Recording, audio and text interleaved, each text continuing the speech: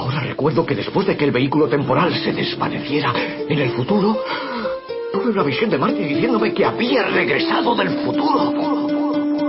No, esto no es Regreso al Futuro. Esto es Futuro Imperfecto. Desde el estudio de Los Solares, bienvenidos a nuestra radio de Alcalá de Henares.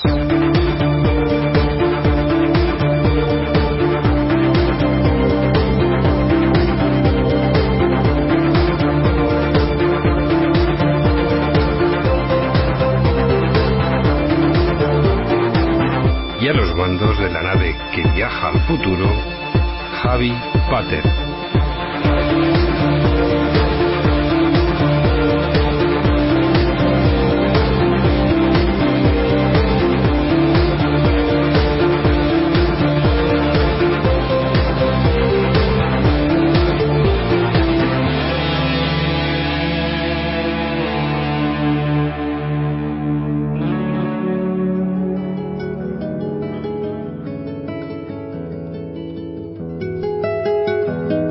Aquí empieza el nuevo espacio de la Institución de Estudios Complutenses, dentro de Futuro Imperfecto Radio.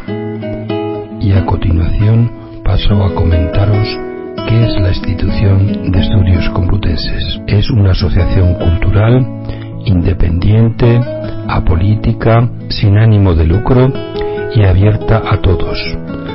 Fundada el 13 de abril de 1982, desde su constitución ha colaborado con las principales instituciones alcalaínas, como el Ayuntamiento, la Universidad, así como el Arzobispado, en la organización de actividades culturales de interés para la ciudad. La institución tiene como fin fundamental el estudio, investigación, promoción y difusión de la cultura de Alcalá de Henares y su comarca en todos los aspectos. Desde su inicio, la Institución de Estudios Complutenses desarrolló unos ciclos de conferencias. Celebraban cursos monográficos que en ocasiones conmemoraban efemérides importantes para la ciudad de Alcalá. Se hacen 2 cursos monográficos cada año, uno en la primavera y otro en el otoño, con una media de 8 conferencias. El ciclo se completa con una visita guiada por la ciudad para mostrar el tema del que se ha tratado, y al finalizar la conferencia de clausura se entrega el libro que recoge el texto de las conferencias impartidas a los asistentes al curso. En el mes de noviembre, coincidiendo con la festividad de San Diego, el día 13 de noviembre, tiene lugar la fiesta de la Institución de Estudios Complutenses. Consiste en la presentación de nuestra revista científica Anales Complutenses, de periodicidad anual, que también se celebra el encuentro de historiadores de Henares en colaboración con la Diputación de Guadalajara, que precisamente este año será el 18 encuentro de historiadores del Valle de Henares, que se celebrará del 28 de noviembre al 1 de diciembre. Y ahora os presento al grupo Gregorian con un tema que se titula Los Sonidos del Silencio, que fue una canción escrita tras la muerte de JFK como un intento de expresar el sentimiento popular tras el desafortunado suceso.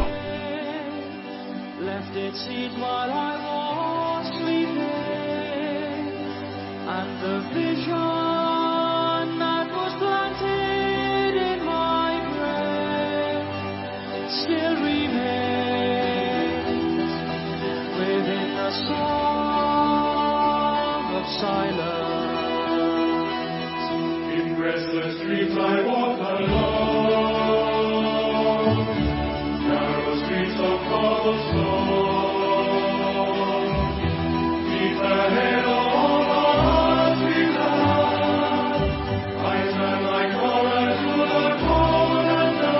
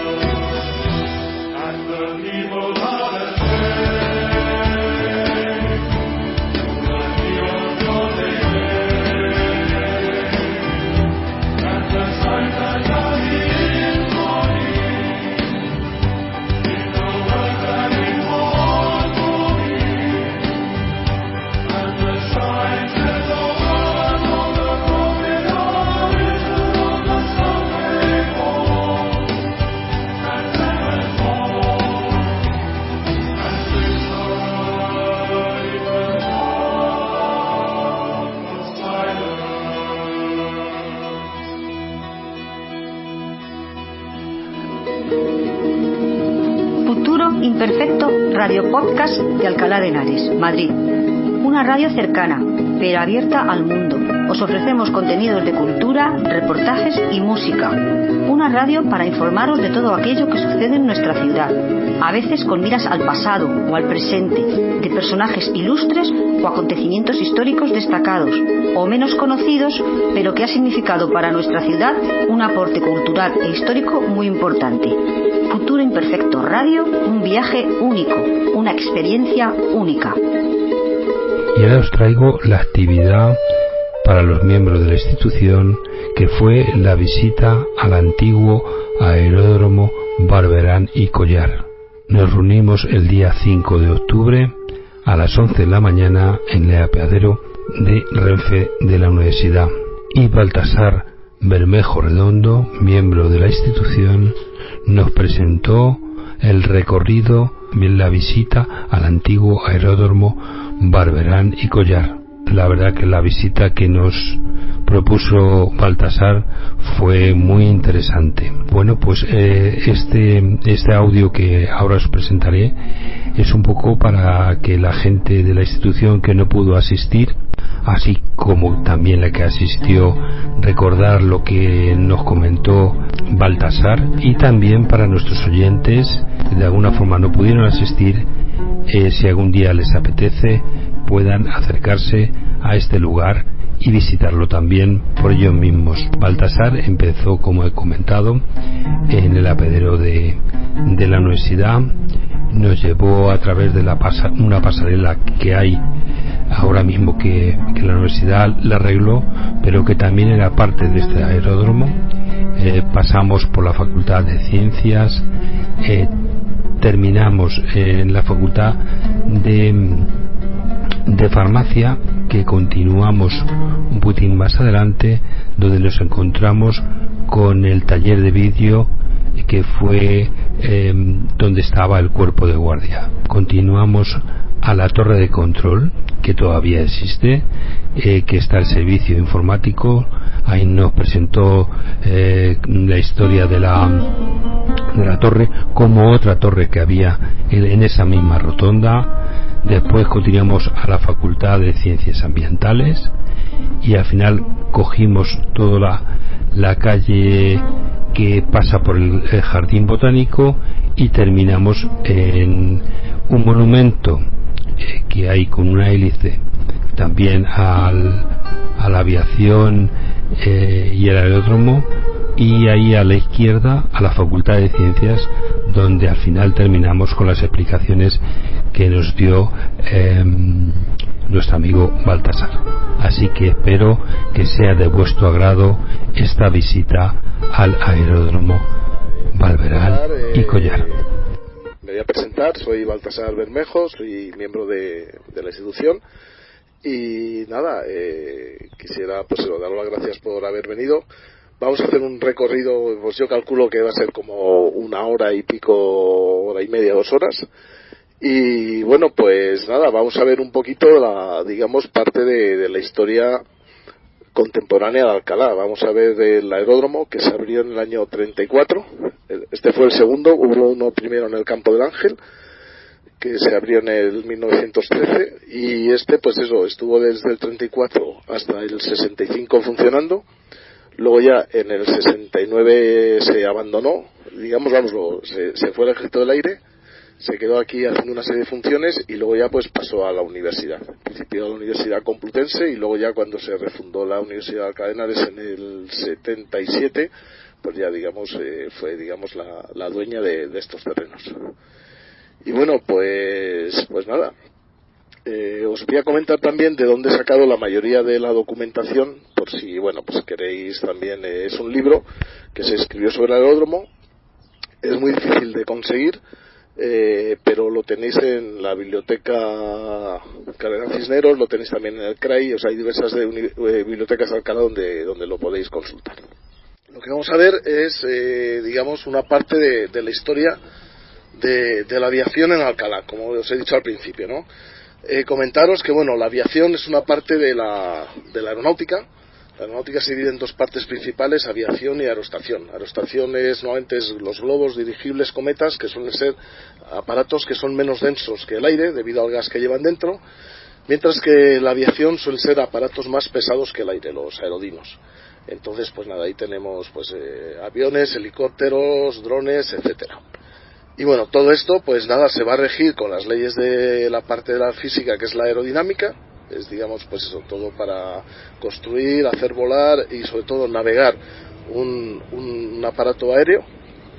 Y luego también tenemos otra parte que luego lo veremos un poco al final del paseo, que es el paracaidismo, que justo pues nació aquí en Alcalá. Bueno, de hecho nació ahí en el edificio de ciencias, y eso, y es digamos una rama también de la aeronáutica que lo que hace es aprovechar o bien la aviación o la aerostación para transportarse y luego saltar desde ahí para llegar a hacer un aterrizaje suave a través de un paracaídas. Y bueno, pues nada, os comento la historia de Alcalá, aunque nos vamos a centrar aquí en el aeródromo. Pues si me permitís un momentito, os cuento así 4 pinceladas de cómo empezó la aviación aquí en Alcalá. Bueno, la aeronáutica. La aerostación, lo primero que tenemos fue la primera fotografía que se hizo en España, desde un globo, se hizo precisamente sobre Alcalá. Es una fotografía curiosa, no la tengo aquí, no es de gran calidad, pero bueno, que sepáis que es la primera fotografía aérea que se hizo sobre Alcalá. Se hizo el 11 de diciembre de 1900, y la hicieron desde Guadalajara, que es donde estaba el Parque Central de Aerostación, que pertenecía al Cuerpo de Ingenieros Militares, y esa es la primera fotografía aérea que se hizo en España. Y Alcalá pues tuvimos la suerte de ser, digamos, el objetivo de esa fotografía. Luego después Alcalá tuvo cierta relación también con la aerostación. Como os digo, estaba aquí al lado en Guadalajara, pero la primera relación ya que tiene Alcalá con la aviación se remonta a 1910. Entonces hay un señor francés, Jean Mauvet, pues este hombre era un gran entusiasta del automovilismo, se hizo piloto en Francia, estuvo aquí residiendo en España, y bueno, pues tenía la idea, él quería enlazar 2 capitales de provincia en España que no se había hecho nunca, y entonces quería enlazar Madrid con Guadalajara. Pero bueno, que resultó que bueno, pues no se atrevía por hacerlo del tirón, porque los aviones todavía eran muy limitados y demás, y entonces hizo Madrid-Alcalá de Henares, y fue el primer vuelo en España que unió dos ciudades. Normalmente en aquella época los vuelos eran muy cortitos, se hacían muy cerca de, solía ser un hipódromo o una pequeña llanura, se hacían cerca de allí, el avión daba unas cuantas vueltas y aterrizaba. Y él se atrevió ya a hacer un vuelo entre dos ciudades y lo consiguió. Eso sí, tuvo que parar en San Fernando, pues se le averió el motor, lo arreglaron y ya desde San Fernando vino hasta Alcalá, aterrizó ahí por la zona de cerca de la Puerta de Madrid y bueno, pues nada, fue un éxito tremendo. Y luego ya, pues nada, un mes más tarde ya pudo hacer el vuelo que él pretendía, que era enlazar Madrid con Guadalajara. Entonces ese es el primer antecedente que tuvimos en Alcalá con la aviación. Luego ya en el 1912 se plantea hacer una escuela de vuelo civil en España. La primera había sido la de Cuatro Vientos, que era una escuela militar, que empezó a funcionar en el 1911, y entonces el Ayuntamiento de Alcalá se volcó, también un poco para traerse la escuela aquí a Alcalá. Al final la escuela se la llevaron a Getafe, y bueno, pues Alcalá nos quedamos sin escuela de vuelo civil. Pero gracias a dos personajes, que luego os enseñaré un retrato de ellos también, a Pedro Vives y a Quim Delán, pues lograron que se montase aquí una escuela militar, que fuese un poquito, digamos, de paso entre Madrid y Guadalajara. Y nació en el Campo del Ángel, lo que es el Campo del Ángel. Luego cuando nos sentemos allí os enseñaré algunas fotos. Se montó, digamos, se hizo la primera escuela de vuelo en Alcalá. Se llama Escuela de Prácticas de Aviación. Y bueno, pues nada, estuvo abierta hasta 1935, tuvo su periodo dorado a mediados de los años 20, que fue cuando más promociones de pilotos se sacaron, y luego se cerró en el 35, porque aquí se abrió esta en el 34, que es la que vamos a ver. Y bueno, pues nada, si queréis vamos dando un paseíto, más o menos os comento aquí sobre el plano de la universidad.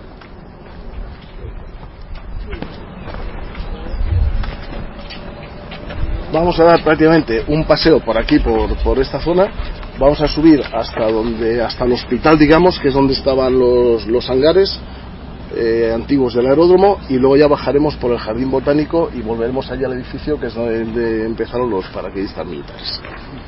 Bueno, pues en el planito que tenéis ahora mismo, que estamos, digamos, en la parte, digamos, de la esquina inferior derecha, más o menos.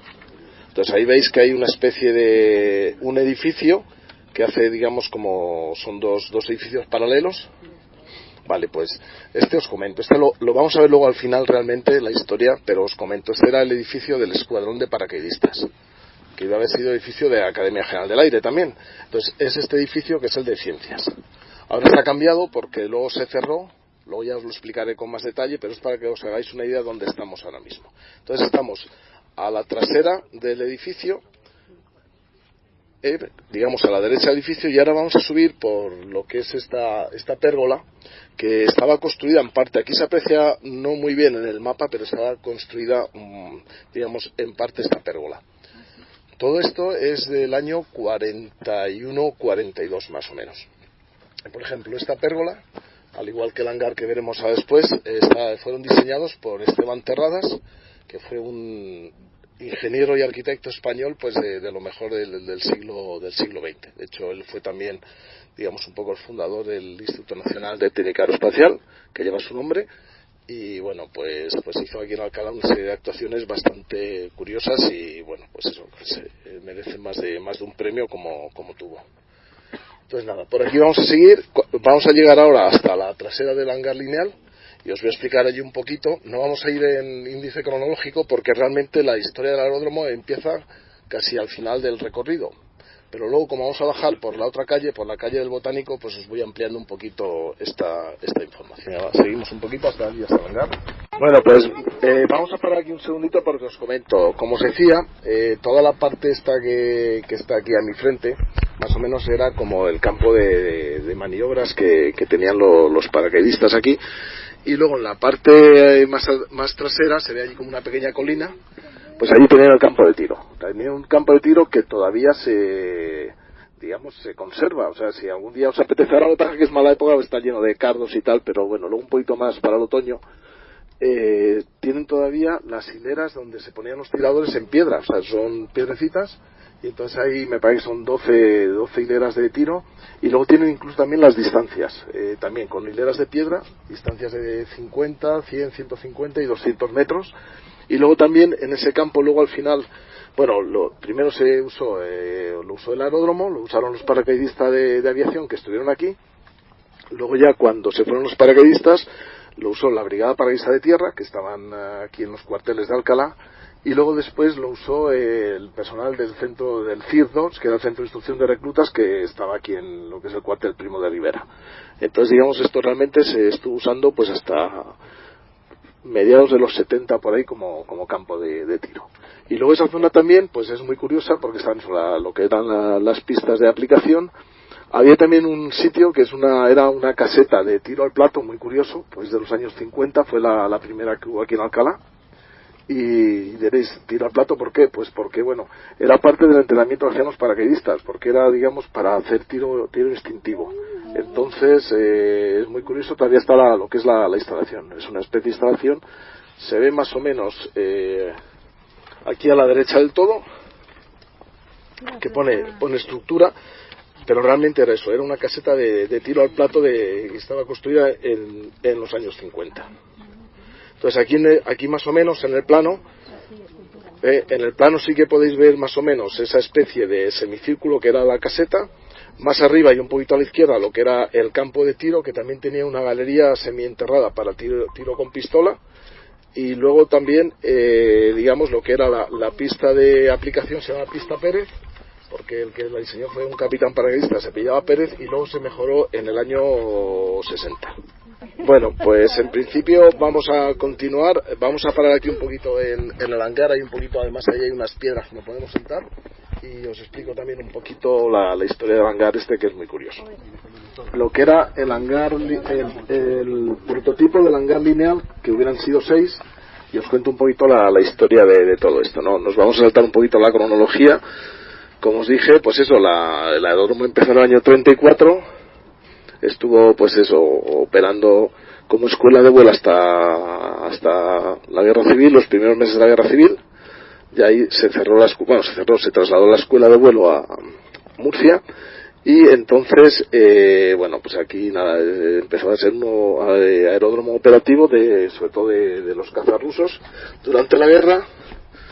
Después, ya terminada la guerra, pues el aeródromo, bueno, se quedó en un estado un poquito precario, lo empezaron, digamos, otra vez a arreglar, y entonces se hizo un proyecto que era instalar aquí la Academia General del Aire, la escuela de oficiales y de pilotos del Ejército del Aire.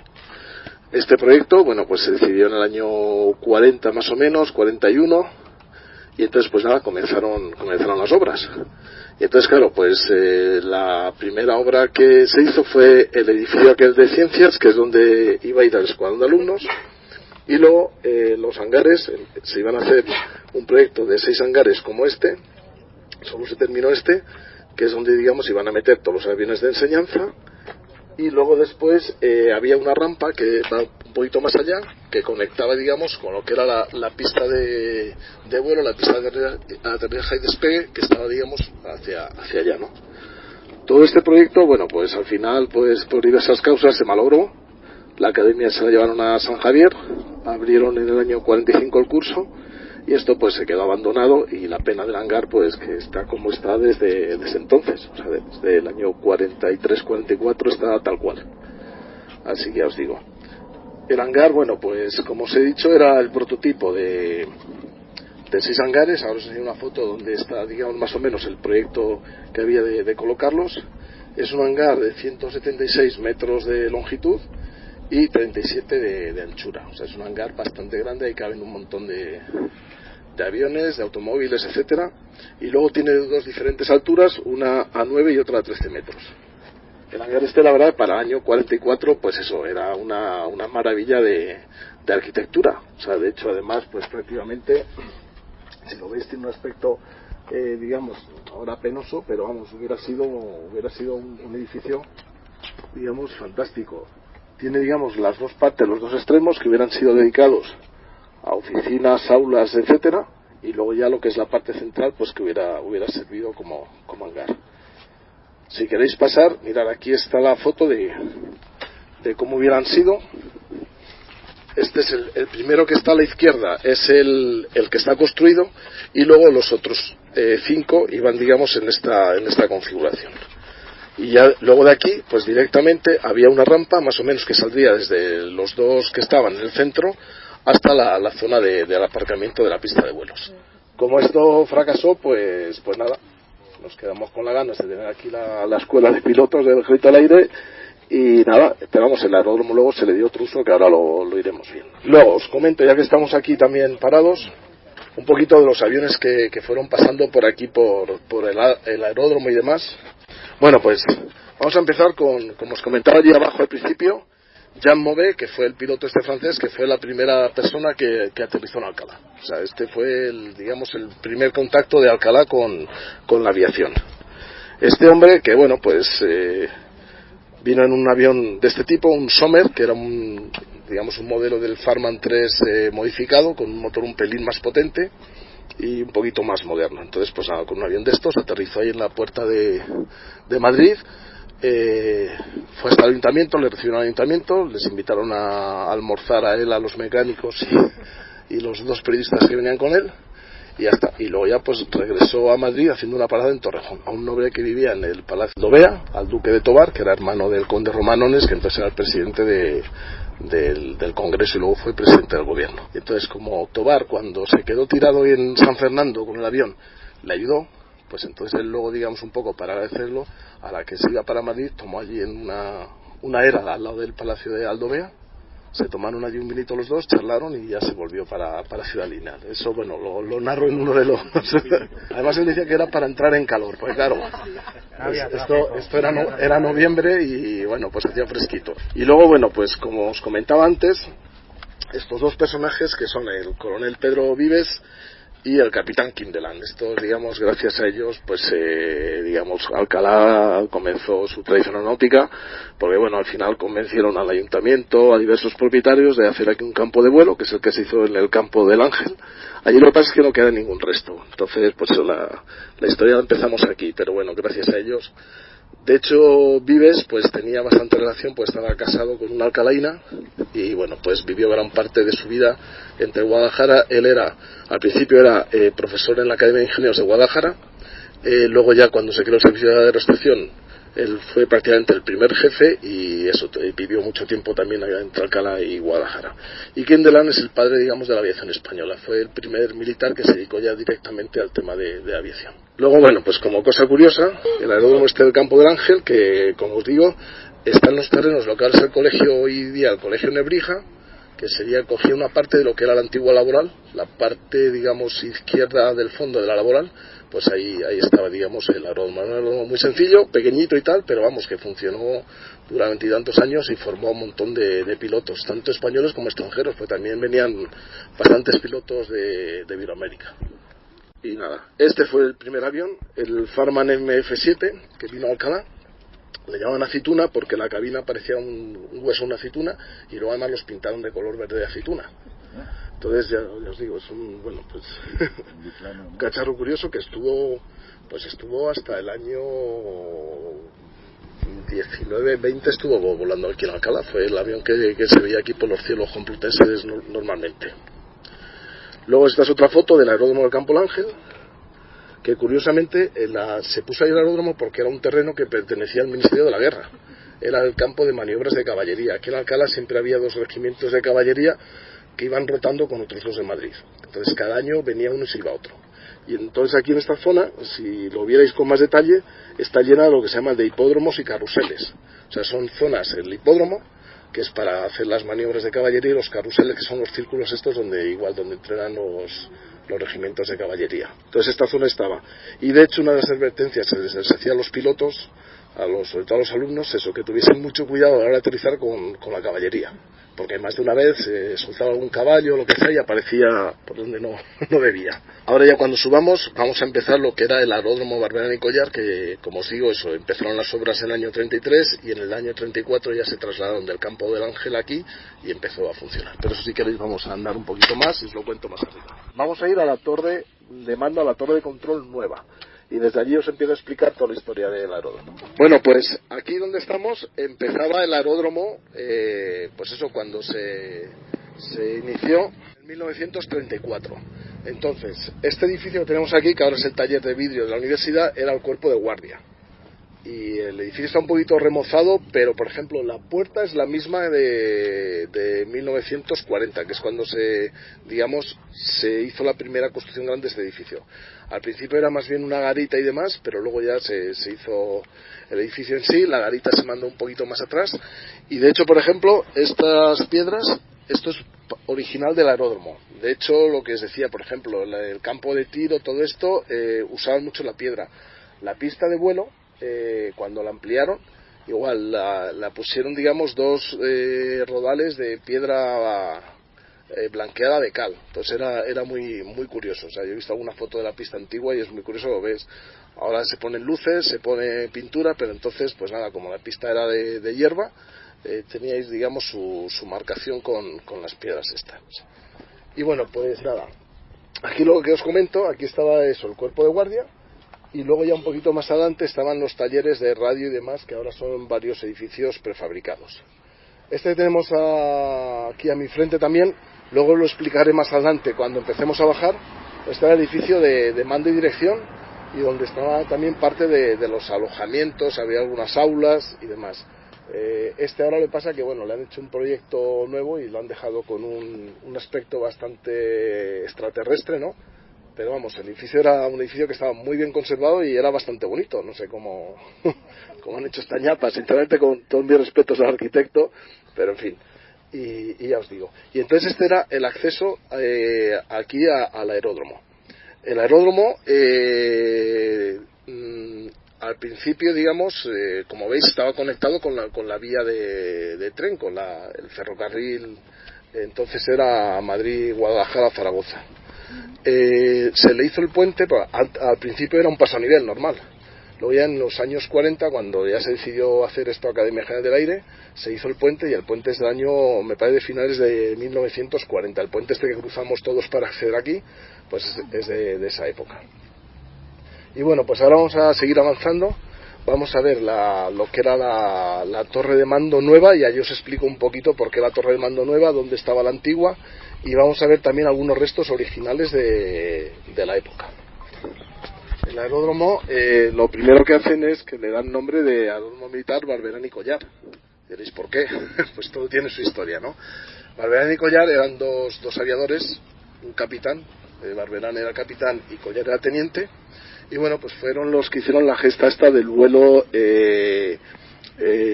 Sevilla-Habana de un tirón. O sea, llegaron hasta Cuba de un tirón, y luego la segunda parte del vuelo era unir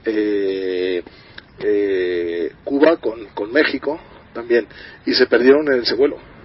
Entonces, no se sabe, porque hay varias versiones, que si cayeron al mar, que si cayeron en la selva mexicana, que si cayeron, total, que no se volvió a encontrar ni los restos de ellos ni los del avión.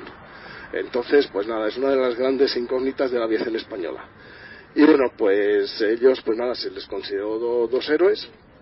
Y entonces, a propuesta de tres oficiales mexicanos que estaban estudiando aquí en Alcalá, empezaron el curso de vuelo en el Campo del Ángel, y ya cuando se abrió pues ellos hicieron una iniciativa al gobierno español de que el aeródromo se llamase Barberán y Collar, y se aprobó. Y bueno, pues nada. Y bueno, pues estos son los dos señores, capitán Barberán y teniente Collar. Entonces, pues eso, se da el nombre al aeródromo. Cosa curiosa, esto es una placa que ahora os diré dónde estaba aquí mismo, en esta rotonda, estaba la antigua torre de mando, que cuando la universidad empezó las obras la tiró. No sé por qué la tiró, porque para haber hecho una rotonda, podía haber hecho la rotonda con la torre dentro, pero en fin. Y entonces esta placa, es una placa del año 35, está ahora mismo en el Museo de Aviación, está en Cuatro Vientos. Además está allí expuesta en un jardincito, y es, digamos, la placa de agradecimiento de estos alumnos mexicanos a Barberán y Collar. Luego, lo que os decía, la torre antigua es esta. O sea, esta era una torre de tres plantas, estaba justo en esta rotonda, y era pues eso, una torre bastante antigua porque se construyó justo en el año 34. Y entonces esta foto, digamos, sería mirándola desde ahí, porque lo que es la torre, los aviones están justo ahí, que es donde estaba ya, digamos, el aparcamiento de aviones. Y la placa esta estaba mirando al aparcamiento. Entonces es una pena, porque bueno, pues hombre, esta es más bonita y más curiosa, la nueva, ¿no? Que también, digamos, ha hecho ciertas reformas. Ahora iremos a verla porque ahí todavía se conservan restos del antiguo aeródromo. Bueno, como nota curiosa también os voy a comentar, esto es de una publicación que se hacía todos los años, se llamaba el Atlas de Aeropuertos Españoles, y venían todos los aeropuertos civiles y militares con una descripción, las coordenadas geográficas, si tenían una serie de equipamiento, pues por ejemplo si tenían botiquín, si tenían combustible para dar a todos los aviones civiles o militares, etcétera. Entonces este es el que corresponde al de Alcalá de Henares, Albarrán y Collar. Yo conservo también la del otro, la del Campo del Ángel, que era pues eso, más rudimentario, pero bueno, pues esto, digamos, al fin y al cabo era ya una base un poquito más seria. Luego, como cosa curiosa, os comento también al comienzo, esto me lo dejó José Félix Huerta, este cartel, y es muy curioso porque, bueno, se hacían muchas, digamos, el personal del aeródromo, tanto el del Campo del Ángel como el de aquí, estaba muy integrado en la vida social de Alcalá. Entonces se hacían muchos festivales militares, taurinos, benéficos y ciclistas. Y entonces esto es una foto de un festival para la Cruz Roja el 19 de mayo de 1935, y entonces estas, digamos, había 6 cuadrillas de toreros, y entonces de las 6, la tercera eran pilotos de aquí del aeródromo, y entre ellos estaba, por ejemplo, García Morato, que todos habéis oído hablar de él, que fue banderillero en esta corrida, José María Ibarra, que había sido antes, fue el primer jefe de este aeródromo y el último del Campo del Ángel, y luego ya nombraron a un comandante, y él se quedó aquí de profesor. Pues él era el espada principal. Pero ya te digo, toda la cuadrilla eran aviadores de aquí pero vamos, en el año 31 vi otro cartel que era prácticamente lo mismo, o sea que ya os digo, estaban muy integrados en la vida social. Y luego ya cuando vino Hidalgo de Cisneros, pues se integraron todavía mucho más, o sea que fue tremendo. Bueno, luego aquí el aeródromo ya empezó al final desde el Campo del Ángel, fue, digamos, también en parte puntero en la aviación española, porque, bueno, esto era una escuela elemental de vuelos, aquí empezaban a aprender a volar los pilotos, pero luego también aquí se creó en el Campo del Ángel, lo que pasa es que estuvo muy poco tiempo y aquí es donde se desarrolló. Se desarrollaron 2 escuelas, la de alta acrobacia, con estos 2 pilotos, García Morato e Ibarra, que eran, digamos, pues probablemente los 2 mejores pilotos que tenía la aviación española en el año 34 o 35. Y luego también se hizo aquí la escuela de vuelos sin visibilidad, que curiosamente pues tenían unos aviones, les ponían una capota en la cabina trasera para que el alumno no viese nada, y con instrumentos tenía que despegar, darse la vuelta y aterrizar. Les hablo de una tecnología, digamos, bastante anticuada entonces, en los años 34 o 35, pues esa escuela estuvo aquí en Alcalá, luego se trasladó después de la guerra a Salamanca. Aquí es un cartel de un festival aéreo que se celebró en Barajas en el 35, igual, y están Ibarra y Morato, que dieron una exhibición de acrobacia, hacían un concurso a ver cuál de los 2 era mejor en el mismo tipo de avión, y bueno, por lo visto fue una maravilla. O sea, el avión era este avión, un Consolidated Fleet, es un avión de escuela y acrobacia americano, que estuvo aquí en Alcalá. Es el único sitio de España donde estuvo este avión destinado. Luego al principio de la guerra se lo cargaron en un bombardeo y ya se acabó. Pero es curioso el avión. Y luego nada, pues hablando de aviones, yo lo que más me gusta, pues os comento un poco la flota de aviones que pasó por aquí, por Alcalá. Este es el Avro 504. Este es un biplano de enseñanza, es de origen inglés, se desarrolló durante la Primera Guerra Mundial, era un avión extraordinario, y la verdad, pues este empezó aquí a volar en Alcalá en los años 20, en el curso 1920-21, en el Campo del Ángel, y luego también lo trajeron aquí. Aquí estuvo poquito tiempo, lo sustituyeron al año siguiente, pero bueno, que sepáis que fue el primer avión que hubo aquí en el Campo del Ángel, junto con este que os he comentado que era acrobático. Luego pues también trajeron aquí otros 2 aviones de Havilland, el DH6, que es el que os he comentado, con el que se hacían los vuelos sin visibilidad. Tenían eso, una capota, en la cabina trasera se echaba la capota, entonces el profesor veía y veía también un poco lo que iba haciendo el alumno una vez que, digamos, que habían despegado, ¿no? Y el alumno pues normalmente no veía nada, tenía que fiarse de las instrucciones del profesor y de lo que le marcaban los instrumentos. Luego este fue el DH-9, también es un avión bastante más potente, se usó bastante en la guerra de Marruecos. Comentaros que estos aviones, menos el americano, el Consolidated y los demás, se compraban en Inglaterra, compraban un lote muy pequeño y el resto se fabricaban aquí en Guadalajara, en la factoría de Hispano-Suiza, que está al lado de la estación de Guadalajara, que fue la fábrica más puntera de aviones, os diría que de Europa en los años veintitantos, para que luego pues pasó lo que pasó y hoy día son ruinas lo que quedan de esta fábrica, pero ya os digo, tienen un motor que era el mejor motor probablemente que se fabricó en los años 20 de aviación, el Hispano-Suiza de 8 cilindros, el V8, que era una maravilla. Y bueno, luego ya seguimos con los aviones. Este avión también estuvo aquí en la escuela de Alcalá, era el Loring R3, era un avión de fabricación española, que bueno, realmente era con una patente de un avión inglés, y igual, este se fabricaba en Carabanchel, donde ahora está ISA, donde tenía construcciones aeronáuticas, también tenía una serie de fábricas. Y este avión igual, lo mandaron aquí un poco para instrucción de pilotos. Y luego ya llega el gran cambio, que es el, digamos, que sufrió la escuela en cuanto a instrucción. Cuando llegaron ya los Tiger Mod, los de Havilland Tiger Mod. Este es un avión ya bastante más moderno, es una avioneta que es mucho más fiable, mucho más segura. Y bueno, pues este se estrenó también aquí en los cursos de vuelo de Alcalá. De este comentaros que en la campaña de Asturias en el 34, cuando la sublevación de los mineros asturianos y demás, que bueno, pues fue reprimida por el gobierno, entonces de estos aviones se mandaron 4 de Alcalá allí, y lo que hacían era transporte sobre todo de médicos, sanitarios y material sanitario desde toda España hasta Asturias. Entonces es muy curioso, tuvo, digamos, cierta participación en la época de la República. Y bueno, pues os cuento más aviones. Este fue el siguiente que vino, el de Havilland 60, el Mod Major, que este era como el anterior, pero un poquito mejorado, con más potencia y demás. Y con este también se hicieron varios viajes los alumnos por diferentes puntos de España, porque normalmente cuando acababan el curso hacían, digamos, una especie de viaje de fin de curso, donde tenían que ensayar todo lo que habían aprendido de vuelo de formación y demás. Entonces se hacían en estos aparatos. Entonces de estos también, cuando salían también se les solía llamar la escuadrilla complutense. Es curioso el nombre, pero está reflejada por ahí en algunos documentos. Y este fue el último avión que estuvo en la escuela de Alcalá, como avión escuela. Es el Hispano-Suiza, el E-30, que estuvo muy poquito tiempo, pero lo trajeron justo antes de que empezase la guerra civil, y luego ya unos meses más adelante ya lo mandaron a San Javier. De hecho, esta foto es en San Javier y el avión ya lleva digamos, en el timón el ancla de la Aeronáutica Militar Española. Entonces, ya os digo, este estuvo unos meses nada más, pero es un avión muy curioso porque es totalmente de diseño y fabricación nacional, hecho aquí en Guadalajara. Tenía motor de estrella, ¿no? Sí, este tenía un motor de estrella, efectivamente.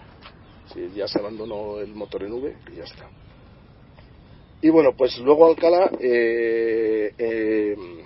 tuvo también, digamos, el aeródromo nuestro fue puntero en dos cosas, que fue en los vuelos de polimotores. Aquí se hizo la escuela de polimotores, pues ya empezaron los aviones de transporte a tener ya 3 motores. Entonces, nosotros teníamos cierta flota que daba servicio sobre todo en la parte del África española, en Cabo Jubi, lo que luego es el Sahara español y demás. Y entonces, claro, para entrenar a estos pilotos, pues lo que se hicieron de varios de los aviones que estaban allí operando, se trajeron a Alcalá, como aviones escuela, para enseñar a otros pilotos. Entonces tenemos aquí el Junkers K-30, que este era un avión de transporte bombardero de antes de la Guerra Civil, y se trajo también el Fokker F-7.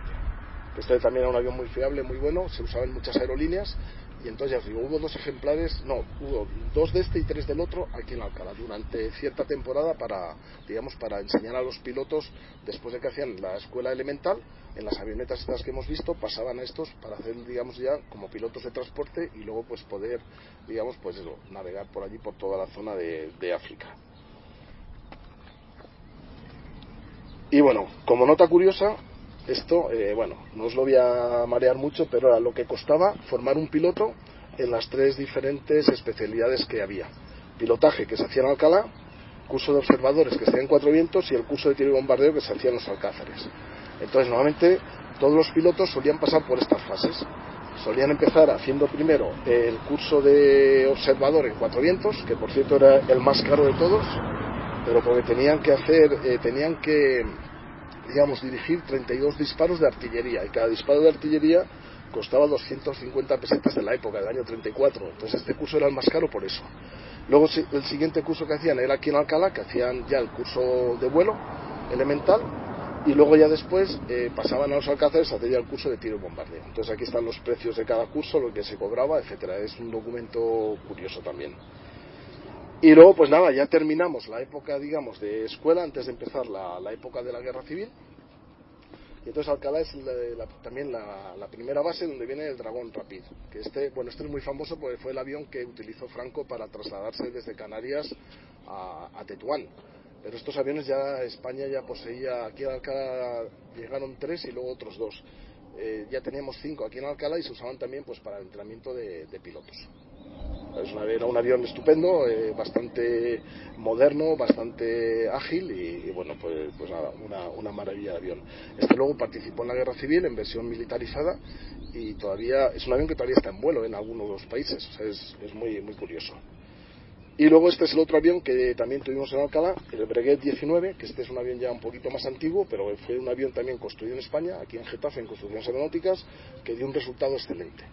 Entonces, cuando empieza la Guerra Civil, el 18 de julio, y eso Pilar, lo narrabas tú también en el libro, teníamos 6 de estos y 3 Dragón Rapid.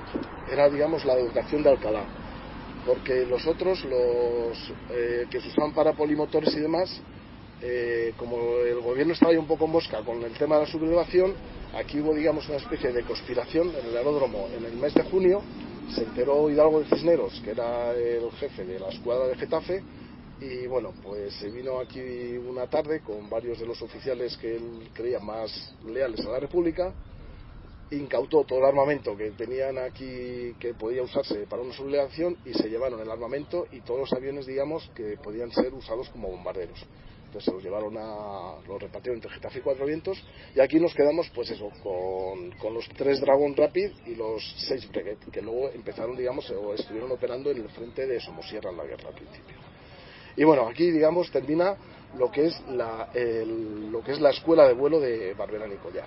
Vamos a ver ahora la torre y luego ya empezamos con la Guerra Civil y ya os explico un poquito lo que se hizo aquí, lo que vino aquí, qué aviones vinieron, que es súper interesante. Yo creo que Alcalá fue probablemente al principio de la guerra el aeródromo más importante, no al principio, pero sí a partir de noviembre en la defensa de Madrid y luego en la batalla del Jarama, en la batalla de Guadalajara y en la batalla de Brunete, porque casi todo operaba desde aquí y otros campos que ahora os diré dónde estaban.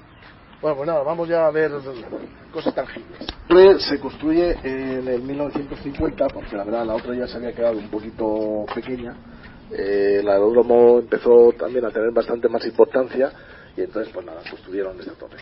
Os quería traer aquí sobre todo, aparte bueno, que es la entrada principal de la torre, porque aquí todavía se conserva el escudo de aviación de aquella época, de 1950, con lo que es la corona imperial. Luego ya a partir de la época de la democracia, la corona se cambia por la corona real, que es la que tenemos ahora mismo en el Ejército del Aire. Pero ya os digo, es curioso, es original, y vamos a ir por la parte trasera para que veáis también un poco cómo era la torre, aparte que estará la sombra también estará mejor, y vamos a ver también varios mosaicos originales de la época. Esto actualmente es la sede de los servicios informáticos. Empezó siendo el decanato y las oficinas de la universidad, cuando empezó la universidad a funcionar aquí, y ahora alberga eso, y el rectorado, eso es importante, sí, y ahora alberga esos servicios informáticos y seguridad. Todavía se conservan 3 llamados mosaicos originales de la época de 1950, que son pues 3 mosaicos redondos con la hélice de aviación dentro de un círculo. Respecto a la torre, bueno, como veréis, es una torre ya más moderna, de 3 plantas, más lo que es en sí el edificio donde estaban los controladores aéreos. Y bueno, pues de esta hay muchísimas fotografías yo las he encontrado tanto en internet como en archivos y demás, porque bueno, es Es un monumento bastante curioso. Hoy día, pues eso, se le ha dado otro uso y bueno, pues nada, aquí por lo menos está conservada, cosa que no pasó con la antigua. Luego ya también os voy a pedir un poquito, daros la vuelta y vamos a hacer un poquito un ejercicio de imaginación y os cuento cómo era el aeródromo, qué es lo que teníamos aquí, etcétera. Tengo aquí una fotografía, que esta fotografía es del año 35 y entonces más o menos aquí sí se ve digamos un poco lo que era. Entonces bueno, vamos a empezar por la parte superior de la fotografía, que es la carretera de Meco, que sigue siendo la misma. Entonces luego, entre la carretera de Meco y estos edificios, que estos edificios os cuento, estamos aquí ahora mismo, que es la torre de mando, la nueva. Aquí estaba la antigua, que es la rotonda esa, y luego justo los 4 hangares modulares y los 2 hangares independientes, que era el hangar 1, 2, 3, 4, 5 y 6, estaban justo en este frontal. O sea, lo vamos a ver ahora porque se conservan los raíles de uno de ellos, ¿no? Luego, la parte final de los hangares, detrás de los hangares estaba una serie de talleres, había también bueno, pues es una serie de edificios, y lo que es la pista de vuelo, porque claro, estaba lo que es de la zona de vuelos con el aparcamiento de aviones que estaba aquí al lado de hangares, luego estaba toda la pradera, y la pista de vuelo saldría casi lo vamos a ver luego un poquito más adelante, pasado el hospital, y va, digamos, en cierta manera paralela a la carretera de Meco. O sea, estaría bastante para allá y hacia allá la pista de vuelo, la original.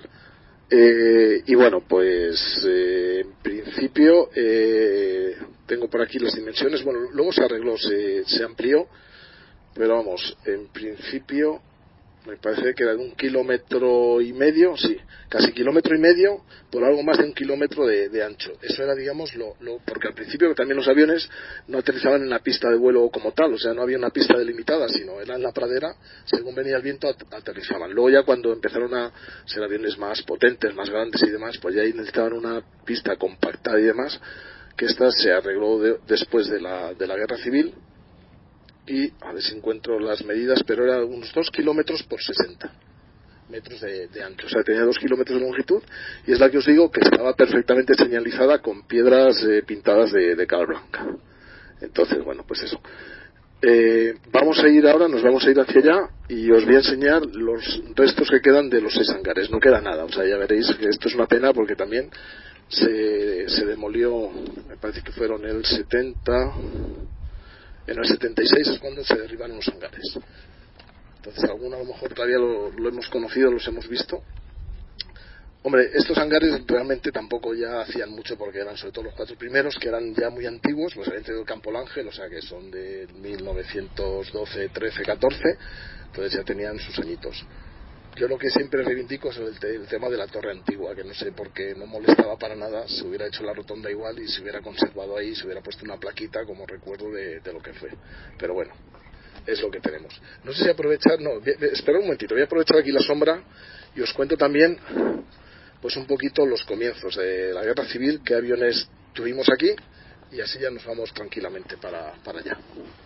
Bueno, pues aquí, cuando comienza la guerra civil, pues teníamos eso, 3 Dragon Rapid y 6 Breguet.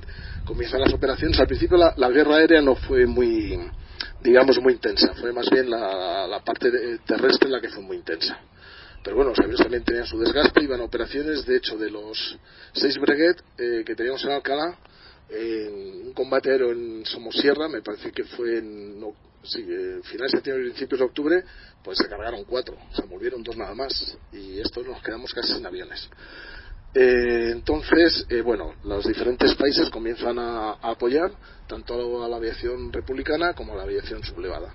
Entonces, lo primero que vino aquí a España fue la escuadrilla España, se llamaba Escuadrilla Malraux, que digamos fue financiada por el político y escritor francés André Malraux, y bueno, pues trajo una serie de aviones, la mayoría en bombardero Potez, que era un bombardero que estaba ya un poquito anticuado, de hecho le llamaban el ataúd volante, y tuvo muchas bajas también, y luego una serie de cazas que también eran un poquito anticuados. Entonces esta foto es parte de la tripulación del Pote, de pilotos de esta escuadrilla España, que estuvieron operando primero en Barajas y luego ya se vinieron aquí a Alcalá.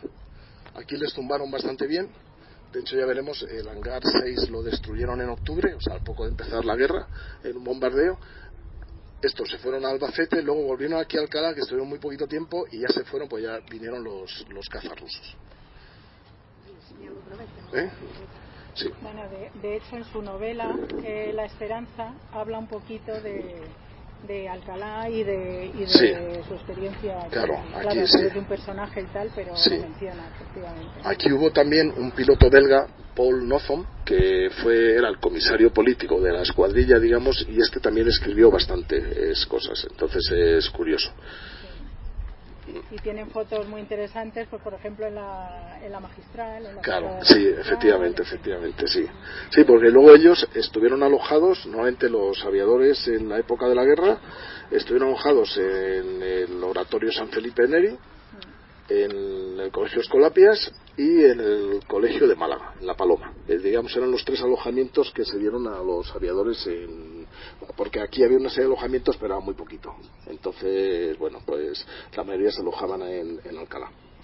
Y bueno, pues nada, llega el 4 de noviembre y pues es una fecha mítica aquí, porque eran los primeros cazas rusos. Que la verdad, habían llegado ya algunos cazas italianos y alemanes, digamos, para la aviación sublevada, la aviación franquista, a diferentes bases, a Ávila me parece y demás. Tenían también ya ciertos bombarderos, tenían varios Saboya y varios Junkers Ju-52, que es con los que estaban machacando Madrid.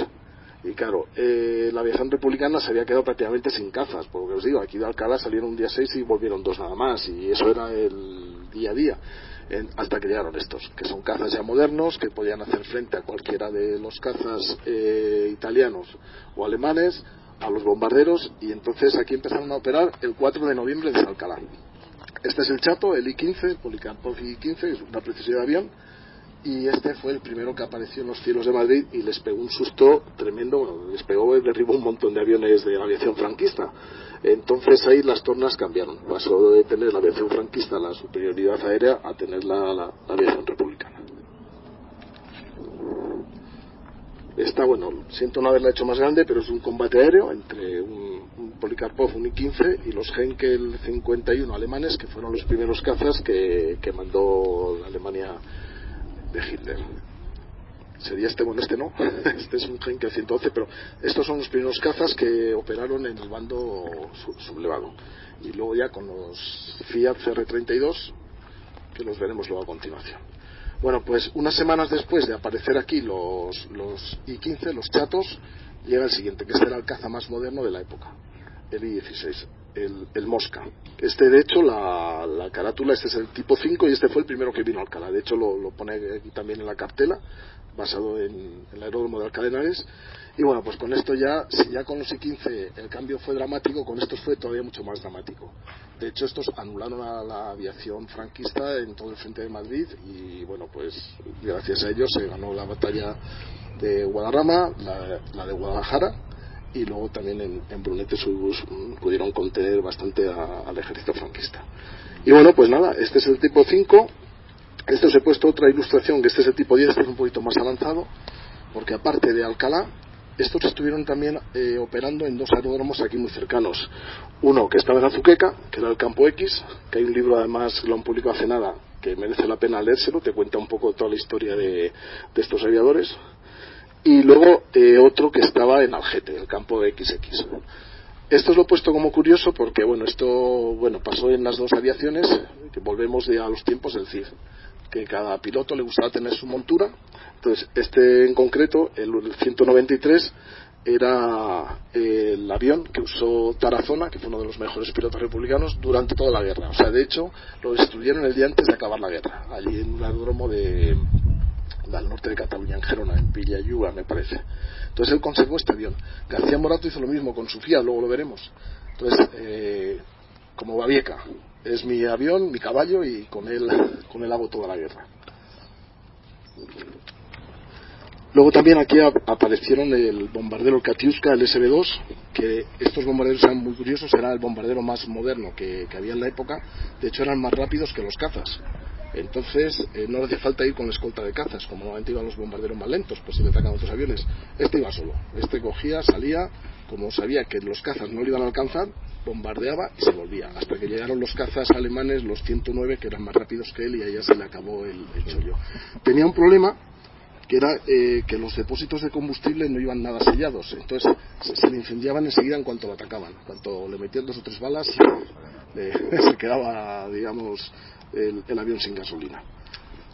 Y bueno, aquí tenemos un dibujo más curioso. La verdad que era un avión muy estilizado, muy bonito, y empezó también operando desde Alcalá. Luego ya estos se fueron más que nada a la zona de La Mancha y demás, Tomelloso y más, que es donde tenían su base principal, pero los comienzos fueron aquí en Alcalá. Y luego este es el último tipo de avión que emplearon los rusos, que pasó aquí al principio muy esporádico por Alcalá, el Rasante y el Natacha. Estos eran bombarderos ligeros o de reconocimiento, eran un poco lentos, y aquí estuvieron al principio, pero estos los cazaban enseguida los aviones franquistas, con lo cual enseguida los mandaron a segunda línea. Y luego, por la parte de la aviación sublevada, el Junkers Ju-52, que está bien, dio mucho juego. De hecho lo hemos tenido en vuelo hasta hace a lo mejor 20 años en España, luego se construyó en España y estuvo aquí. Estos pues fueron unos de los protagonistas de los primeros bombardeos de Alcalá, que narras muy bien en tu libro, y la verdad que es una historia muy curiosa la de este avión. Estos fueron los primeros aviones que mandó Alemania. Entonces los mandó en principio a los territorios de África, del África española, del protectorado, para hacer el cruce hasta Tablada y traerse pues, todas las tropas indígenas de regulares y legionarios que tenemos allí en África. Este luego son 2 bombarderos italianos, el Savoia Marchetti 81 y este el 79. Pues igual estos desempeñaron un papel bastante importante, y por Alcalá pues desgraciadamente pasaron también unas cuantas veces arrasando, y sobre todo por aquí por el aeródromo. El aeródromo este, como os digo, al principio de la guerra era muy importante y entonces lo castigaron mucho, bombardearon muchas veces. Y luego pues aquí tenemos el caza italiano por excelencia, el Cirri, el CR-32. La foto es curioso, si veis está lleno de ramas, pero como no tenían, había que camuflarlo de alguna manera. Entonces muchas venían por aquí, había árboles por mitad de una zona del aparcamiento de aviones. Si no había árboles le ponían ramas, y en teoría por lo menos está bastante camuflado para los reconocimientos aéreos, que eso igual, los reconocimientos aéreos eran continuos por parte de los dos bandos. Entonces aquí tenemos uno de los CR-32 que usó, uno de los como los que usó Morato, totalmente camuflado. Y luego, bueno, pues digamos la guerra tuvo un cambio importante en cuanto a aviación cuando llegó este avión, el Messerschmitt 109, que fue también, digamos, uno de los mejores aviones de la Segunda Guerra Mundial. Los alemanes, digamos, lo experimentaron aquí en España, trajeron al principio las versiones iniciales. Esta es una versión un poquito posterior, digamos, el cuadro sería más bien hacia el final de la guerra. Y bueno, pues aquí, como veis, bueno, el cuadro, claro, pues está derribando 2 aviones republicanos, pero vamos, fue un avión excelente, y este fue, digamos, un poco el que luego declinó la balanza más hacia la aviación franquista, porque era más avanzado que ninguno de los otros. Este lo he puesto aquí, que es curioso, es un Junkers republicano, y la historia es de aquí de Alcalá, es del 11 de noviembre del 37. Había un piloto republicano que se había formado aquí en Alcalá, el sargento Ananías San Juan, y bueno, pues la verdad es que no era un hombre, no tenía ni ideología ni izquierda ni derecha. Le pilló en la zona nacional, pues estuvo pilotando aviones nacionales, pero no le gustaba, digamos, un poco la supremacía aquella que trajeron los alemanes, los italianos, tal, y decidió cambiar de bando. Y entonces, estando en Escalona, en la provincia de Toledo, pues un día por H o por B tuvo la suerte de que se quedó solo con el avión, tenía que ir a cargarlo de bombas, y lo que hizo fue pues despegar y se vino para Alcalá, con la curiosidad de que él se había formado en el Campo del Ángel y no conocía el aeródromo nuevo, y llegó y aterrizó en el Campo del Ángel. Pero claro, cuando llegó al Campo del Ángel no había nada y dijo, vámonos. Y cogió, que estuvieron a punto de derribarlo los cazas republicanos, porque claro, era un avión franquista y venía con todo, digamos, los símbolos de la aviación nacional. Y nada, y bueno, pues al final aterrizó aquí, Y claro, aquí al principio casi lo fusilan, porque pensaban que era un avión nacional que había tomado aquí, y no, ya salió tal, ya enseguida conocía a varios de los pilotos que estaban aquí, y entonces es una historia, y bueno, pues fue un avión, digamos, que también dio mucha caña a la aviación franquista, porque lo usaron, luego se destruyó, me parece que 2 o 3 meses antes del fin de la guerra, pero es una historia muy curiosa de Alcalá, el avión de el Junkers de Ananía San Juan. Y luego, bueno, pues aquí tenemos el Heinkel 111 también, el Pedro, el famoso Pedro. Ahí, pues veis, esta es una imagen ahí bombardeando, que está, pues seguro que se dio más de una vez aquí sobre el aeródromo nuestro y sobre la población, sobre Alcalá. Y luego tenemos también aquí el otro, el Pablo, que era el otro bombardero, el Heinkel, el Dornier 17, perdón, que este era bombardero o fotográfico. Este estuvo luego estacionado aquí en Alcalá después de la guerra. Fue el primer avión el primer 44 grupo que se estacionó aquí en Alcalá en el 1940.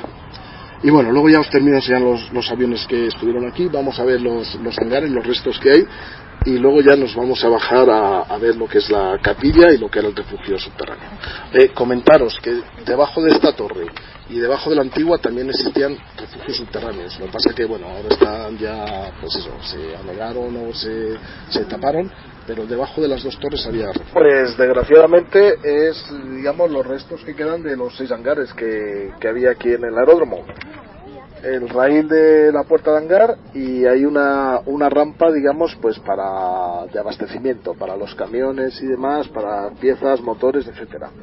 Entonces, hacer igual que antes, un poquito de imaginación, e imaginaros, pues eso, que aquí estaba el hangar estaba de aquí hacia atrás. Entonces, la torre de mando antigua, que hemos dicho que era la rotonda, estaba en línea con los hangares.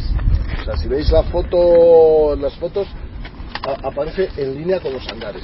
Pues aquí estaban los hangares, este probablemente sería tercero, yo creo, y demás. Y luego ya, a partir de ahí, había una zona pavimentada para los aviones, que esta zona pavimentada, esto ya es de los años 50 por ahí, y luego el resto ya campo, no había nada. Hasta la pista de aterrizaje o despegue, que estaría pues desde aquí más o menos como a 1 kilómetro hacia allá. La pista de despegue, lo que os comentaba, la cabecera estaba un poquito más allá a la derecha del hospital, del edificio este que vemos del hospital, pues un poquito más a la derecha, casi pegando con la carretera de Meco. Ahí estaba una de las cabeceras, la 05 creo que era, esta era 05 23 creo. Bueno, pues eso, pues allí estaba la 05 y aquí los hangares. Luego también alrededor de los hangares había una serie de talleres de mantenimiento y demás, que bueno, ahí en el plano os aparecen algunas de las, digamos, de las diferentes edificaciones que había. Los hangares, como os he dicho antes, eran los 4 modulares que venían del Campo del Ángel. De hecho los desmontó y los montó aquí una empresa alcalaína, la empresa de Julio Vallejo, y eso lo sé porque el padre de una amiga nuestra que tiene 99 años era sobrino de este hombre, y él los vio, digamos, de chavalillo desmontar y montar aquí. O sea que es un testimonio de primera mano, ¿no? Y luego ya se trajeron otros 2 hangares, el hangar número 5, que venía del aeródromo de Gamonal, de Burgos, porque lo cerraron justo en el 35, y entonces lo trajeron aquí a Alcalá. Y luego el hangar número 6, que es de construcción nueva, que era el grande, era el más bonito, estaba un poquito a continuación. Ese lo destruyeron en octubre del 36, que fue uno de los primeros bombardeos que tuvo el aeródromo, ya cuando estaba aquí la escuadrilla Malraux, y entonces lo destruyeron parcialmente. Durante la guerra apenas lo pudieron usar, y luego ya después de la guerra ya lo reconstruyeron y se empezó a usar, digamos, como hangar principal del aeródromo. Luego os iba a comentar también, os iba a comentar allí el tema de la Cruz de San Andrés, que es muy curioso. El aspa, habéis visto, es un aspa. Normalmente la llevan todos los aviones, la suelen llevar en la cola. O sea, los aviones actuales del Ejército del Aire, a ver si encuentro alguno que se vea. Bueno, este por ejemplo, el Junkers. ¿Veis? Entonces, esto viene de reminiscencia, digamos, es una reminiscencia de la Guerra Civil, pero es también una reminiscencia de la Cruz de Borgoña que usaban los tercios. Entonces, nosotros llamamos la Cruz de San Andrés, sobre fondo blanco una aspa negra. Se empezó a usar en la guerra por 2 motivos. Uno, para distinguir los aviones nacionales de los republicanos. Luego también otra de las cosas que también usaban los aviones nacionales, aquí se ve por ejemplo un poquito en la Booker esta, aunque esto es posterior, era un círculo negro. pero ese círculo negro tiene su historia. El círculo negro realmente era la escarapela republicana, y entonces cuando empezó la guerra civil, no había mucha pintura, no había nada. ¿Qué se hizo? Lo pintamos de negro el círculo y se acabó. Y luego ya a veces ponían la X en blanco, el escudo de Falange, cada uno lo que quería, pero todos tenían que llevar el círculo negro, todos los aviones nacionales, pero realmente era porque le habían borrado la escarapela republicana al principio y la habían pintado de negro. Era más fácil. O sea, era lo más fácil. Íbamos a la sencillez de la economía de guerra. Y bueno, pues lo que os comentaba antes, me quedaba por enseñaros aquí también ya los aviones que hubo terminada la guerra civil. Pues estaba el Dornier 17, el Pablo, que era un bombardero ligero, pero sobre todo era un avión de reconocimiento, pero era muy rápido.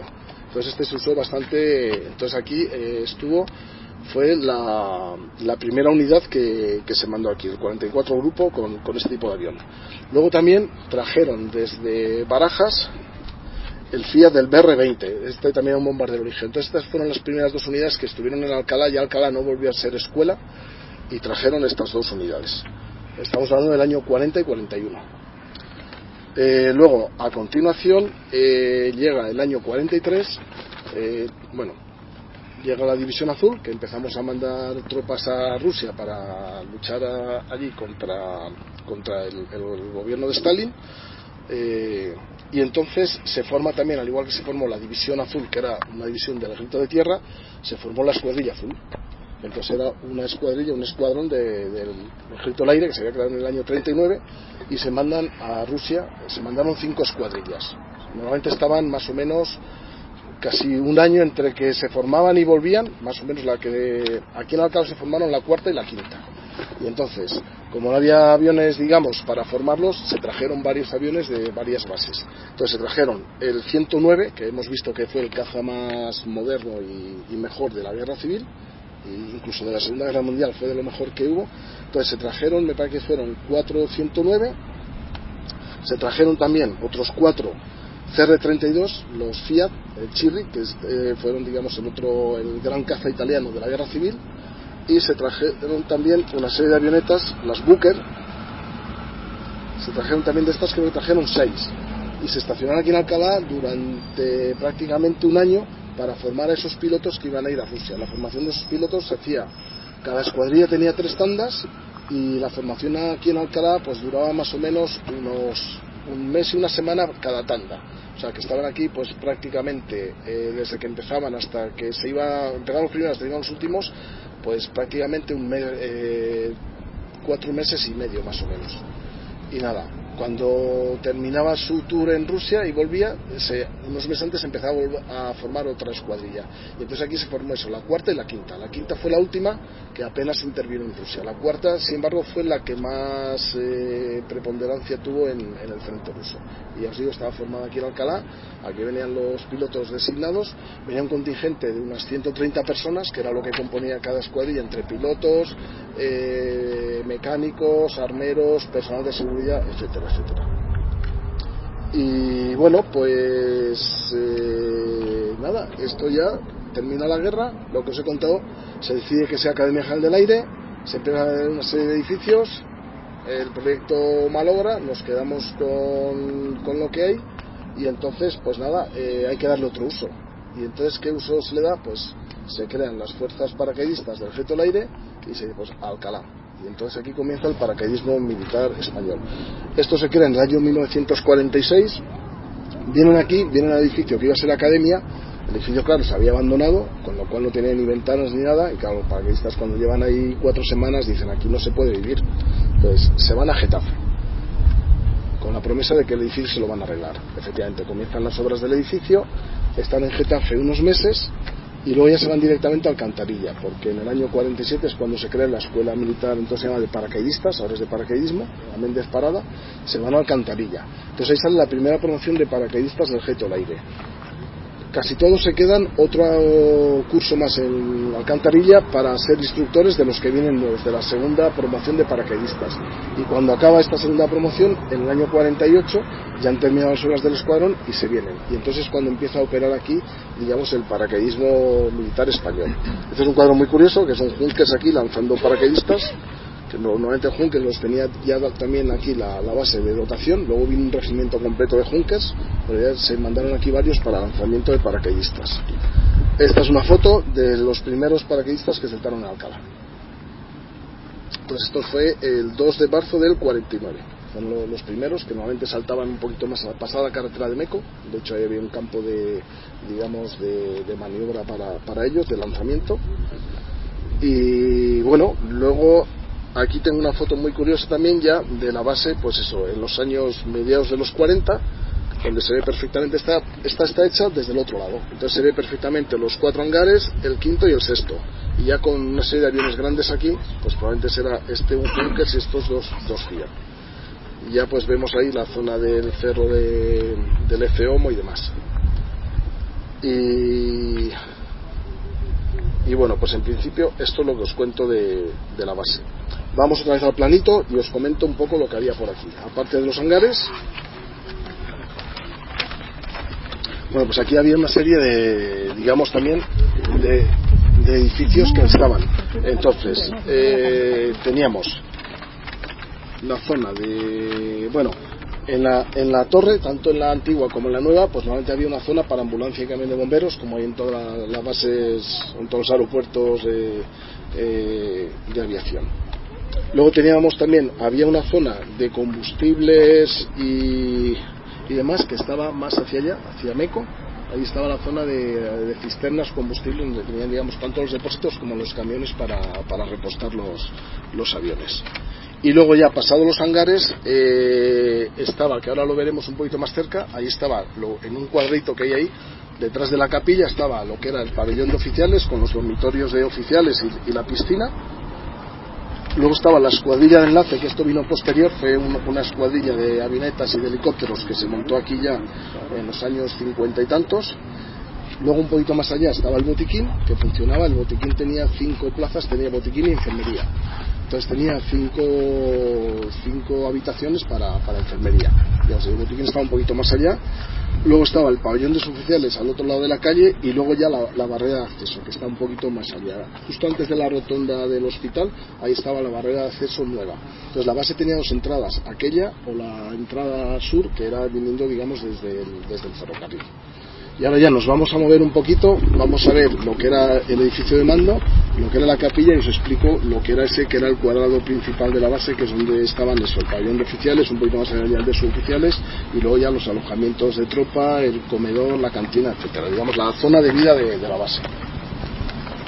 Como podemos decir, la zona principal del aeródromo, ¿no? Lo que es este cuadrado, pues eso, era también una especie de bosquecito.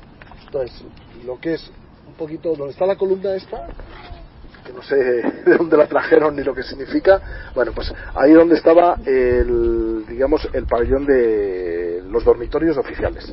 Había muy pocas plazas. Aquí la verdad es que en los años finales de los 50, os comento, me parece que tenía 11 habitaciones. Sí, este tenía 11 habitaciones. Un poquito más allá estaba el de suboficiales, que tenía también 5 habitaciones. Normalmente esto se usaba para la gente de servicio. Normalmente la gente no vivía aquí, solía vivir en Alcalá, en Madrid. Había también una colonia de aviación bastante más antigua a la que tenemos ahora, que eran casitas bajas y demás, aquí, y luego había otras 2 en Alcalá, una por San Isidro y otra por donde está el Colegio Cervantes. Esos eran las viviendas de aviación. Entonces esto, digamos, era para el personal de servicio. Luego un poquito más allá estaba lo que eran los alojamientos de tropa, las escuadrillas. Estaba también la cocina, el comedor. Estaba también la sección de cocheras con los automóviles, los autobuses y demás, al final de esta esquina. Y luego aquí a la derecha es, digamos, donde estaba el refugio subterráneo durante la Guerra Civil, y luego la capilla que vamos a ver ahora, que se construyó en el año 53, la capilla de Loreto, que bueno, se hizo un poco para todo el aeródromo, pero especialmente para los paracaidistas. Vamos, si queréis, para allá y la vemos un poquito. Bueno, pues nada, esta zona, como os decía yo, que era como el cuadrado principal del aeródromo. A nuestra espalda lo que tenemos es lo que era el edificio de mando, que aquí estaba, digamos, el jefe del aeródromo, normalmente era un coronel, y luego pues estaban las dependencias del aeródromo, estaba también parte de la zona de pilotos, etcétera. Y el edificio este es del año 35, lo que tenemos. Lo que pasa es que bueno, ahora está remozado, se remozó hace me parece 8 o 10 años con el aspecto que tiene ahora. Y luego aquí, en el año 53, es cuando construyeron la capilla de campaña.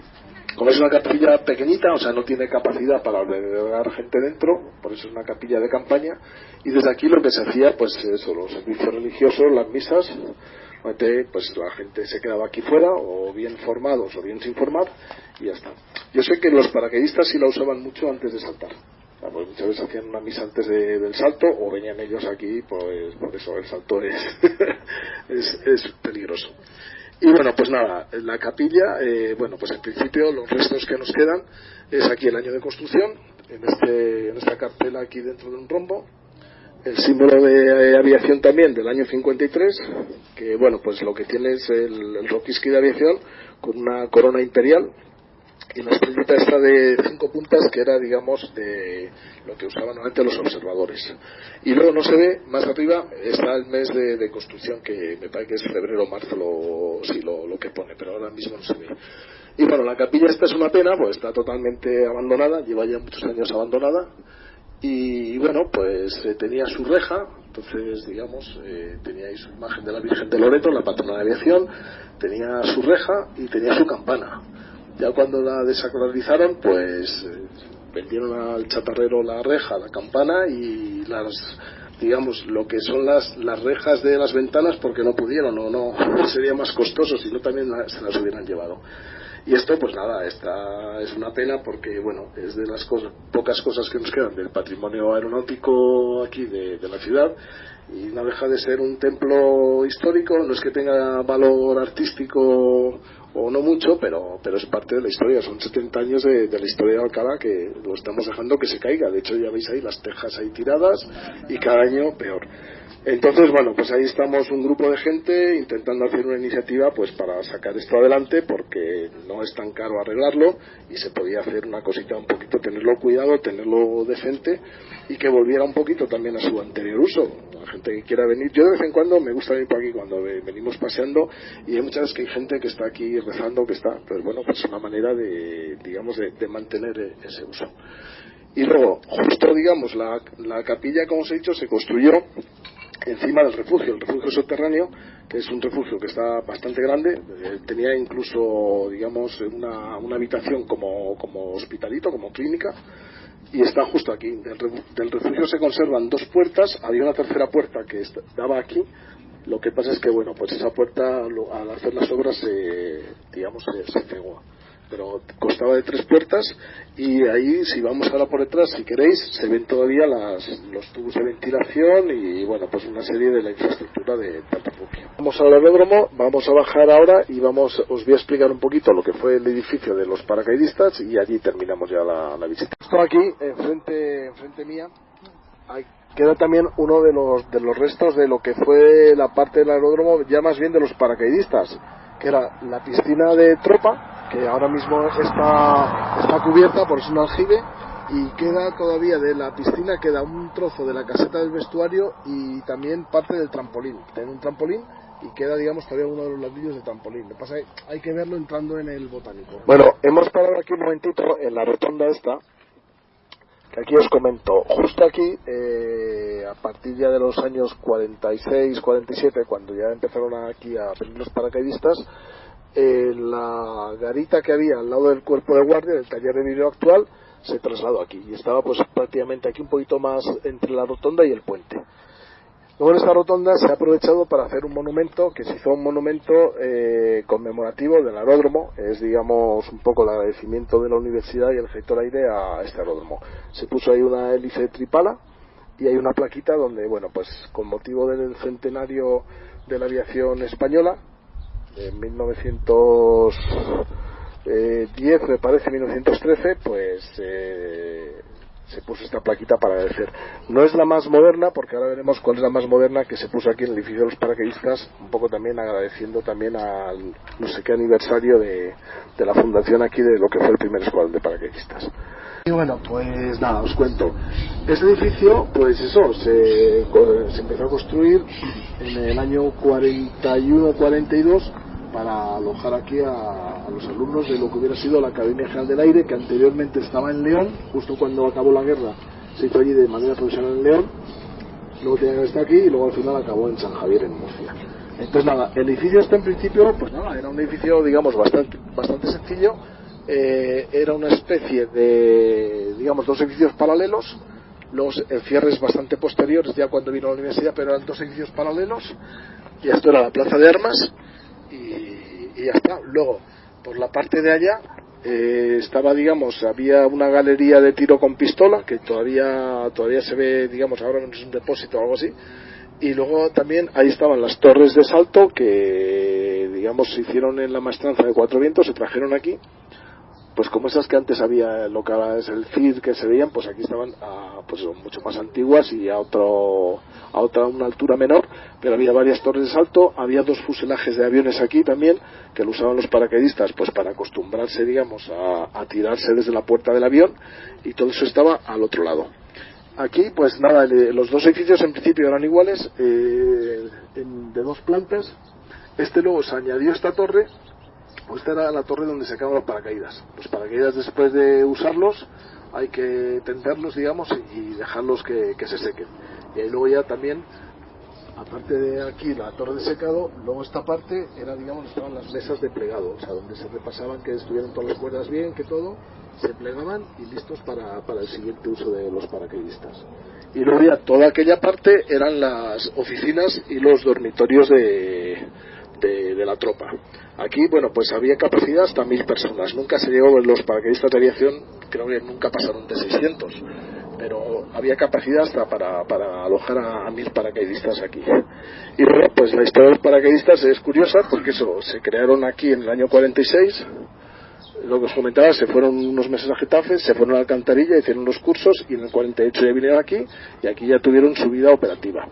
Luego fueron los primeros que fueron a la guerra de Sidi Ifni. Desde aquí, desde Alcalá, se hizo un puente aéreo. De Alcalá los trasladaban en autobuses o camiones hasta Getafe, y desde Getafe en los DC-3 volaban hasta Canarias, y luego ya desde Canarias volaban a los territorios de Sidi Ifni.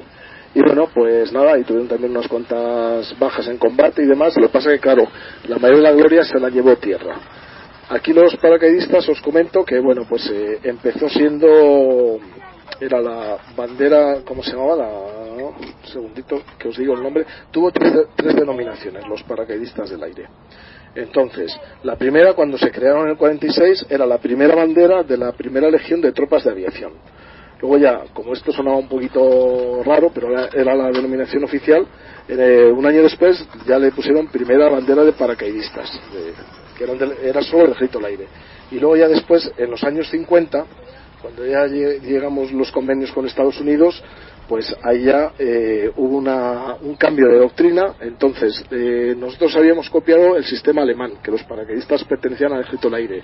Ya cuando firmamos los acuerdos con Estados Unidos, cambiamos, digamos, al sistema americano, que los paracaidistas dependen del ejército de tierra. Entonces se hizo un cambio de doctrina, y entonces se creó la primera bandera de paracaidistas del ejército de tierra. Como no podía haber dos unidades con el mismo nombre, pues a la del aire se le rebajó un grado y se le pasó a ser escuadrón.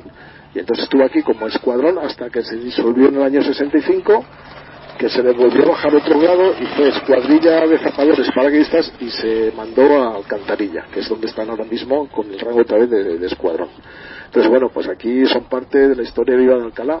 Lo que pasa es que, claro, la mayoría de la gente asociamos los paracaidistas a los de tierra, porque además estaban acuartelados en el centro de Alcalá, en los cuarteles del Príncipe, de Lepanto, Mendigorría, etcétera. Pero donde nació el paracaidismo militar fue justo aquí, en este edificio, en el aeródromo militar de Alcalá, cuando eran paracaidistas de aviación. Y bueno, pues nada, el edificio luego ya, cuando se fueron los paracaidistas, estuvo también una serie de años abandonado, y ya cuando la universidad decidió pues montar aquí las facultades, lo que se hizo fue cerrar aquella parte. Entonces aquella parte se cerró, los dos edificios paralelos, y de hecho en la fotografía os aparece el edificio paralelo y veis que en el medio hay una especie que eran, digamos, una especie de celosillas de madera y demás, donde colgaban ahí sus símbolos, sus banderas y tal, pero luego ya en el año 77 se cierra y se hace una especie de Y, que es lo que se conserva ahora. Y bueno, pues nada, aquí acaba la charla que os he dado, así que si tenéis algún... Muchas gracias. Y ahora María José os dirá cómo contactar con nosotros. Por el correo electrónico futuroimperfecto@gmail.com, por Twitter @f_imperfecto, por Instagram @futuroimperfectoradio, y por las siguientes plataformas: iVoox, Spotify, Google Podcast y Apple Podcast. Y no dejéis de suscribiros en cualquier canal por donde nos escuchéis.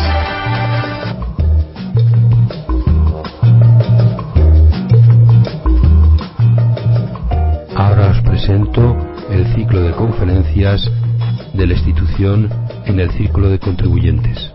Francisca E. Pedraza, en su cuarto centenario de una pionera sentencia de divorcio 1624-2024. Este programa consiste en el jueves 17 de octubre a las 19 horas, breve panorama de la mujer en el siglo de oro y difusión de la figura de Francisca E. Pedraza. Ponente Pilar Lledó Collada, presidenta de la Institución de Estudios Complutenses. El jueves día 24, también a las 19 horas, biografía de la alcalaína Francisca E. Pedraza. Ponente Ignacio Ruiz Rodríguez, catedrático de Derecho de la Universidad Rey Juan Carlos. El jueves 31, también a las 19 horas, Francisca E. Pedraza, una vida de novela. Ponente Olaya García García, escritora.